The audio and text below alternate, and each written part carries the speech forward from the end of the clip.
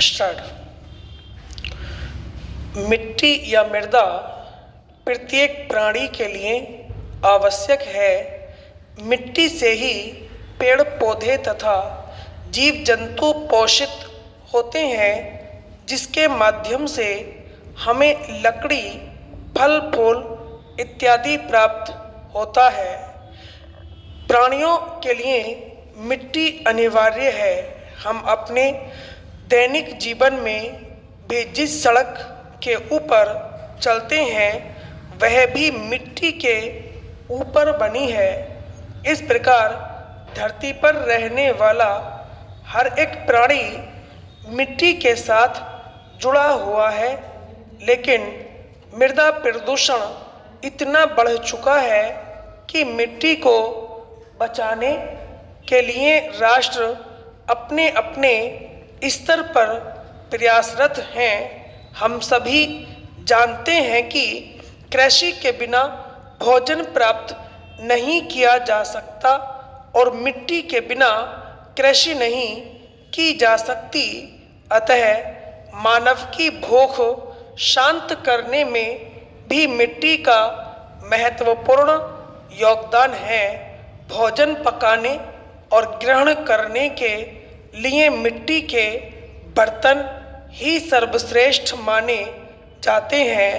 मिट्टी के बर्तन में पके भोजन में कभी भी पौष्टिक तत्व नष्ट नहीं होते हैं और संपूर्ण पौष्टिक तत्व को मनुष्य ग्रहण करता है। चाहे शहर हो या गांव, मिट्टी हर जगह अपना महत्वपूर्ण योगदान देती है। मिट्टी के बिना किसी भी शहर, गांव, रेगिस्तान इत्यादि की कल्पना भी नहीं की जा सकती। जल और वायु की तरह ही मिट्टी भी मनुष्य की मूलभूत आवश्यकता है, लेकिन भूमि में पाए जाने वाले असंतुलित तत्वों के कारण मिट्टी प्रदूषण बढ़ता जा रहा है। कीटनाशक दवाओं का प्रयोग, औद्योगिक कारखानों का अपशिष्ट मिट्टी के अंदर दबाया जाना इत्यादि कारणों से मिट्टी प्रदूषण आज उच्च स्तर पर बढ़ चुका है। मिट्टी के माध्यम से ही वनस्पति, अनाज और पेड़ पौधे विकसित होते हैं। ऐसे में यदि जड़ ही दूषित होगी तो सामान्य सी बात है कि उससे उत्पन्न होने वाली हर चीज भी दूषित होगी। पर्यावरण के साथ ही मिट्टी प्रदूषण प्राणियों को भी अपूरणीय क्षति पहुंचा रहा है। विषाक्त पदार्थ जो मनुष्य तक पहुंचते हैं वह उनके श्वसन तंत्र को बाधित करते हैं। यह विभिन्न श्वसन रोगों का कारण है। मनुष्य तक पहुंचते हैं। मनुष्य के लिए मिट्टी प्रदूषण जानलेवा साबित होता है। देश में मिट्टी बचाओ आंदोलन की शुरुआत साल 1977 में हुई थी। यह आंदोलन मध्य प्रदेश में तवा बांध के कारण जल भराव और लवणता के खिलाफ शुरू किया गया था। इस अभियान के तहत प्रभावित भूमि के मुआवजे की मांग के लिए स्थानीय किसानों को एकत्रित किया गया। इस आंदोलन की शुरुआत सर्वप्रथम मध्य प्रदेश में हुई थी। इस धरती पर अधिकांश मिट्टी है। भारत में कई प्रकार की मिट्टी पाई जाती है जो भिन्न प्रकार से देशवासियों के लिए उपयोगी होती है। ऐसे में हमारा यह कर्तव्य बनता है कि हम अपने देश की मिट्टी को प्रदूषित होने से बचाएं।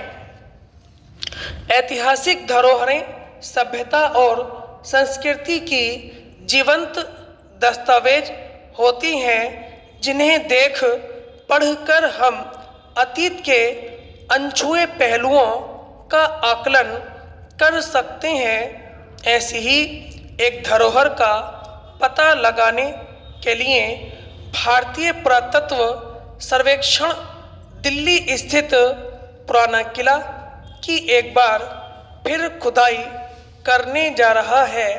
इसके जरिए यह पता लगाया जाएगा कि पांडवों की राजधानी इंद्रप्रस्थ पुराना किला के टीले पर थी या नहीं। यह पहल स्वागत योग्य है। स्मरण रहे कि भारत ऐतिहासिक एवं सांस्कृतिक दृष्टि से अत्यंत समृद्ध राष्ट्र है। यहाँ की प्राचीनता दुनिया को आकर्षित करती है। भारतवर्ष की सामाजिक सांस्कृतिक धारा प्राचीन काल से ही अविरल रूप से चली आ रही है। भारत की इस अति प्राचीन सांस्कृतिक धारा की प्रत्यक्ष अनुभूति हमें अपनी ऐतिहासिक धरोहरों एवं पुरातात्विक अवशेषों को देखकर होती है। ऐतिहासिक धरोहरों में मुख्य रूप से स्थापत्य की दृष्टि से महत्वपूर्ण भवन, शिलालेख, अभिलेख, स्तंभ, स्मारक, समाधि स्थल, दुर्लभ चित्र, मंदिर, महल, मूर्तियां, किले और मकबरे आदि आते हैं। ये हमें हमारी जड़ों एवं गौरवशाली परंपराओं से जोड़ते हैं। इन्हें देखकर हम तत्कालीन सामाजिक, सांस्कृतिक, राजनीतिक, धार्मिक एवं आर्थिक स्थितियों एवं व्यवस्थाओं का सहज अनुमान लगा सकते हैं। साथ ही सभ्यता के ज्ञात एवं उपलब्ध इतिहास के भी पार झांक सकते हैं।